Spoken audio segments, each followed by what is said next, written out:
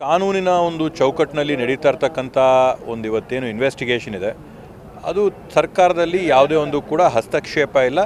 ಸರ್ಕಾರ ಯಾವುದರಲ್ಲಿ ಕೂಡ ಮೂಗು ತೂರಿಸೋಂಥ ಕೆಲಸ ಮಾಡಿಲ್ಲ. ಕಾನೂನು ಏನಿದೆ, ಕಾನೂನು ತನ್ನ ಒಂದು ಕೋರ್ಸ್ ಏನಿದೆ ಅದನ್ನು ಹಾಗೇ ಆಗುತ್ತೆ. ಆ ಒಂದು ನಿಟ್ಟಿನಲ್ಲಿ ಇವತ್ತು ಯಾರಾದರೂ ತಪ್ಪು ಮಾಹಿತಿಗಳು ಹೇಳಿದರೆ, ಸುಳ್ಳು ಆದೇಶಗಳು ಕೊಟ್ಟಿದ್ರೆ, ಸುಳ್ಳಾದ ಸಾಕ್ಷಿಗಳನ್ನ ತೋರಿಸಿದ್ರೆ ಅವ್ರಿಗೂ ಕೂಡ ಸಜೆ ಆಗೋಂಥದ್ದಾಗಲಿ.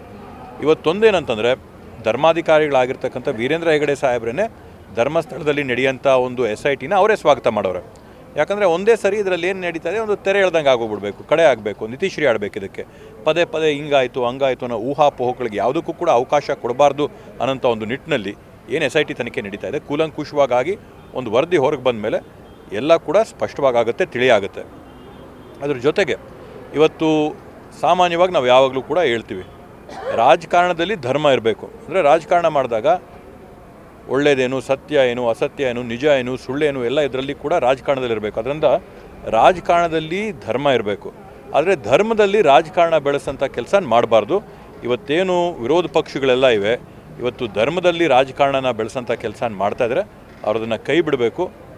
ಅಲ್ಲಿರ್ತಕ್ಕಂಥ ದೇವಾಲಯ, ಮಂಜುನಾಥನ ದೇವಾಲಯ ಏನು ಧರ್ಮಸ್ಥಳದಲ್ಲಿರ್ತಕ್ಕಂಥ ಶ್ರೀ ಕ್ಷೇತ್ರದಲ್ಲಿ ಅದು ಸಾವಿರಾರು ವರ್ಷದ ಇತಿಹಾಸ ಇರತಕ್ಕಂಥದ್ದು.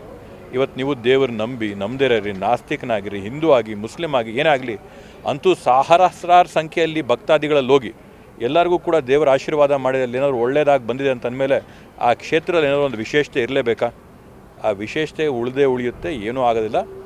BJP ಅವರು ಮತ್ತು JDS ಅವರ ಒಂದು ರಾಜಕೀಯದ ಬೇಳೆಕಾಳು ಬೇಯಿಸ್ಕೊಳ್ಳೋಕ್ಕೋಸ್ಕರ ಇವತ್ತು ಈ ಒಂದು ಧರ್ಮದ ವಿಷಯದಲ್ಲಿ ರಾಜಕಾರಣ ಬೆಳೆಸ್ತಾರೆ. ಅದನ್ನು ಕೈ ಬಿಡಬೇಕು, ಕೂಲಂಕುಷವಾಗಿ ತಲೆಗೆ ಆಗಿಬರುತ್ತೆ. ಮುಸುಕ್ದಾರಿ ಇವತ್ತು ಅವ್ನ ಮುಸುಕನ್ನು ಕೂಡ ತೆಗೆದರೆ, ಅವನೇನಾದರೂ ತಪ್ಪು ಹೇಳಿದ್ರೆ ಅವ್ನಿಗೇನು ಶಿಕ್ಷೆ ಆಗಬೇಕು ಆ ಶಿಕ್ಷೆ ಕೂಡ ಆಗುತ್ತೆ.